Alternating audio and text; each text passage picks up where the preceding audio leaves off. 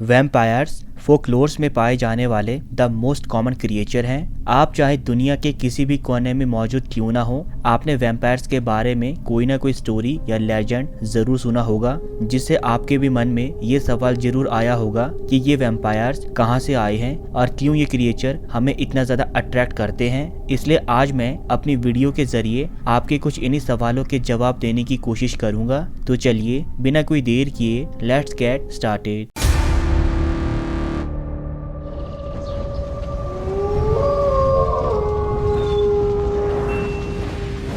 Vampire का नाम सुनते ही हमारे दिमाग में ड्रैकुला, ब्लेड और ट्वाइलाइट मूवी के वैम्पायर्स सामने आ जाते हैं, जिन्होंने इन मूवीज के जरिए हमें वैम्पायर्स का ब्रीफ डिस्क्रिप्शन प्रोवाइड किया। लेकिन 18th सेंचुरी से पहले वैम्पायर वर्ड कभी एग्जिस्ट ही नहीं करता था। पर इसके बाद जब ग्रेवयार्ड्स की डेड बॉडीज के साथ छेड़छाड़ होने लगी और कुछ सस्पिशियस क्रिएचर्स की प्रेजेंस को फील किया गया, तब इस पूरी सिचुएशन को डिफाइन करने के लिए वैम्पायरिज्म वर्ड का यूज किया गया।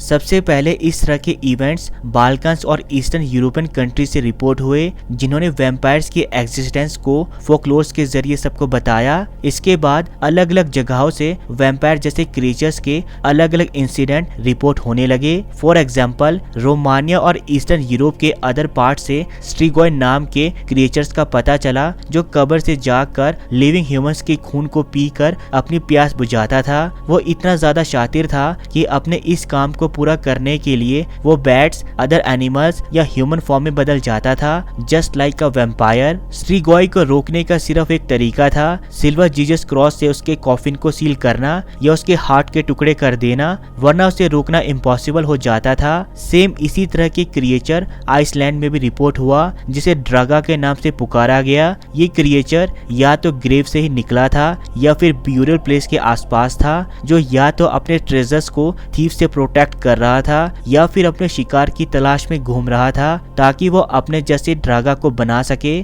जबकि ग्रीक फोकलोर में इन्हें व्रिकोलाकस के नाम से बुलाया गया, जो दिखने में तो वेयरवुल्फ जैसे थे, पर इनके फीचर्स एक वैम्पायर से मिलते थे। मोस्टली हर मिथ में इन क्रिएचर्स को स्वॉलन, ब्लोटेड और पल्पलिश टेक्सचर्स के साथ दिखाया जाता था, जो एक लिविंग डेड से एग्जैक्टली मैच खाता था। Blood sucking, super human strength, super speed and shape shifting, ये कुछ वैम्पायर्स की एबिलिटीज हैं जो उन्हें हर मॉन्स्टर और क्रिएचर से ज्यादा स्ट्रॉन्ग बनाती थी। लोगों का ये मानना था कि सिर्फ वही इंसान वैम्पायर्स बनते थे जिन्होंने अपनी इस लाइफ में इविल डीड्स किए हो, या बिना मैरिज के सुसाइड किया हो, या किसी विच के शराब से, या फिर सेम जेंडर के रिलेशनशिप से पैदा हुआ 7th चाइल्ड फाइनली एक वैम्पायर में बदल जाता था। 18th सेंचुरी के दौरान यूरोप के हर कोने में वैम्पायर की दहशत फैल गई, जिसे रोकने के लिए सभी ग्रेव्स को खोलकर चेक किया जाने लगा। ये कंट्रोवर्सी तब तक नहीं रुकी जब तक कि एम्प्रेस ऑफ ऑस्ट्रिया ने अपने पर्सनल फिजिशियन से सब कुछ इन्वेस्टिगेट नहीं करवा लिया,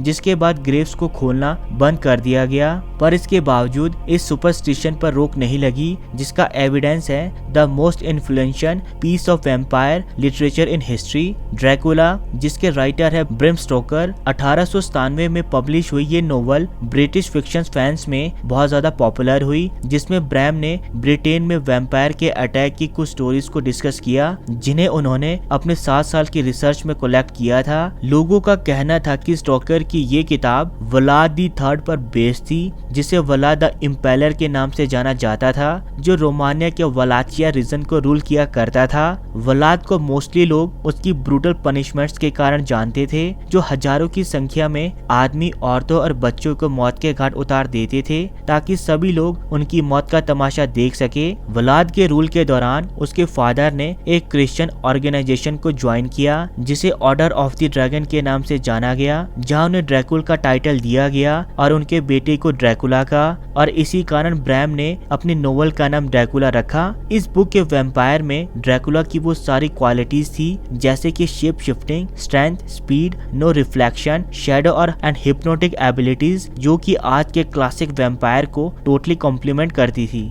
वेस्टर्न अफ्रीका में वैम्पायर्स के नाम पर आपको एसन बॉसन नाम के क्रिएचर के बारे में इंफॉर्मेशन मिलेगी, जो अपने iron teeth, long red hair और हुक्स के साथ राहगीरों को अपना शिकार बनाती है। वही फिलीपींस इसमें पाए जाने वाले वैम्पायर का टाइप मैनानेंगल एक हॉरिफिक क्रिएचर है जो अपनी बॉडी के अपर पार्ट को लोअर पार्ट से अलग करके बैट जैसे विंग्स डेवलप कर लेती है। ये यूजुअली प्रेग्नेंट वुमेन और चिल्ड्रन को अपना शिकार बनाती है जो सॉल्ट, गार्लिक और होली वाटर से बहुत डरती है। चाइना में भी वैम्पायर का एक टाइप पाया जाता है जिसे जियांगशी के नाम से जाना जाता है। इन सभी वैम्पायर्स में द मोस्ट कॉमन ट्रेट है उनके फैंग्स, जिनका यूज वो ह्यूमंस के ब्लड को सक करने के लिए करते हैं। इनसे इतना ज्यादा ऑब्सेस्ड होने का मुझे एक ही कारण समझ आता है और वो है टाइम के साथ इनका डिफरेंट फॉर्म्स में एवोल्यूशन, जिसमें हमने इन क्रिएचर्स को अगली हॉरिफिक क्रिएचर से हैंडसम सेडक्टिव ह्यूमन में चेंज होते हुए देखा है। तो दोस्तों ये था वैम्पायर्स ब्लड सकिंग क्रिएचर्स जिन पर बेस्ड कॉमिक सीरीज और मूवीज ने हमें बहुत ज्यादा एंटरटेन किया।